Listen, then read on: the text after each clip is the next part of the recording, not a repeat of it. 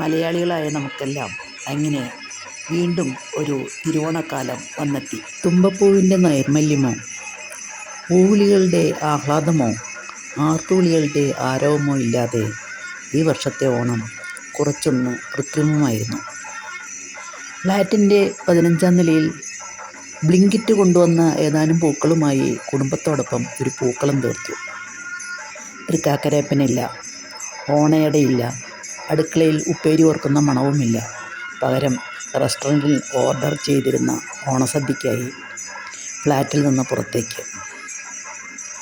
കാലത്തിൻ്റെ മാറ്റങ്ങൾ മനസ്സിലാക്കി അതിനെ സ്വന്തം വിപണിയാക്കി മാറ്റാൻ നമ്മുടെ വ്യാപാര സമൂഹം പഠിച്ചിരിക്കുന്നു.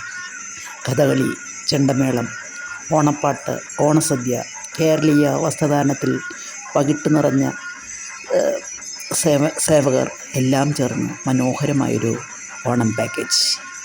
ഹൃദയം നിറഞ്ഞ സ്വീകരണം, അതിനേക്കാൾ നിറഞ്ഞ ചിരി, വിധിപൂർവമുള്ള വിളമ്പൽ, അങ്ങനെ ഒരു മിഷ്ടാന്ന ഭോജനം. സദ്യ കഴിഞ്ഞപ്പോൾ താളമേളങ്ങൾക്ക് തുടക്കമായി. പിന്നെ ഫോട്ടോഷൂട്ട്. ഓണത്തിൻ്റെ ഓരോ നിമിഷവും ക്യാമറയിൽ പകർത്താനുള്ള തിരക്കിൽ ഓണം ആസ്വദിക്കാൻ മറന്നുപോയോ എന്ന് പോലും തോന്നി. എല്ലാം കഴിഞ്ഞ് തിരികെ നടക്കുമ്പോൾ ആ മായക്കാഴ്ചകൾക്കപ്പുറം മറ്റൊരു ഓണം മനസ്സിൽ തെളിഞ്ഞു. സ്വന്തം നാട്ടിൽ കൂടപ്പിറപ്പുകൾക്കൊപ്പം പറമ്പായ പറമ്പെല്ലാം നടന്ന് പൂവറിച്ചിരുന്ന കാലം, മുറ്റം വൃത്തിയാക്കി ചാണകം മെഴുകി അതിനു മുകളിൽ പൂക്കളം തീർത്തിരുന്ന കാലം, ഇഷ്ടികകൾ കൊണ്ട് ചെറിയൊരു തറയുണ്ടാക്കി തൃക്കാക്കരയപ്പനെ പ്രതിഷ്ഠിച്ച് തോരണങ്ങൾ തൂക്കി തുമ്പച്ചെടിയും കുരുത്തോലയും കൊണ്ട് വീട്ടുമുറ്റത്തെ ഓണത്തെ വരവേറ്റിരുന്ന കാലം. അന്ന് ഓണം ഒരു പരിപാടിയായിരുന്നില്ല, ജീവിതത്തിൻ്റെ ഒരു ഭാഗമായിരുന്നു.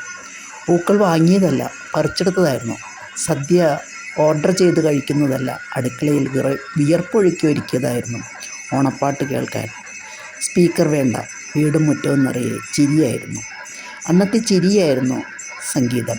ഇന്നോ ഓണം 15-ാം നിലയിലെ ബാൽക്കണിയിലും റെസ്റ്റോറൻറ്റിലെ മെനുവിലും ഫോട്ടോ ഫ്രെയിമിലും ഒതുങ്ങിയിരിക്കുന്നു. എങ്കിലും അതിനെയും കുറ്റം പറയാനായില്ല. കാലം മാറുമ്പോൾ ആഘോഷങ്ങളുടെ രൂപവും മാറുമല്ലോ. ഓർമ്മയുടെ ജാലകത്തിലൂടെ ആ പഴയ കാലത്തേക്ക് ഒരിക്കൽ കൂടി നോക്കി നിന്നപ്പോൾ മനസ്സ് പതുക്കെ പറഞ്ഞു, എല്ലാ മാറ്റങ്ങളും കാലം വരുത്തുന്നതാണ്. മായയുടെ പകട്ടിനെയും പഴയ കാലത്തിൻ്റെ ഗൃഹാതുരത്തെയും ഒരുപോലെ നോക്കിക്കാണുക. ഒന്നിനെ മാത്രം പിടിച്ചു നിന്ന് മറ്റൊന്നിനെ നിഷേധിക്കേണ്ടതില്ല. ഇന്നിൻ്റെ ഓണത്തിൽ ഇന്നിൻ്റെ നിറങ്ങളുണ്ട്. ഇന്നലെകളുടെ ഓണത്തിൽ നമ്മുടെ മനസ്സിൽ നിന്നും മായാത്ത മണമുണ്ട്. അതുകൊണ്ട് പോയ കാലത്തോട് അമിതമായ മോഹം വേണ്ട, വരാത്ത കാലത്തോട് പരാതിയും വേണ്ട. മാറുന്ന കാലത്തെ അതിൻ്റെ മായപ്പകട്ടോടും ഓർമ്മകളുടെ നനവോടും കൂടി ഒരു സാക്ഷിയെപ്പോലെ നോക്കി നിൽക്കാം. ഒടുവിൽ ഓണം മാറിയതല്ല, നമ്മളാണ് മാറിയത്.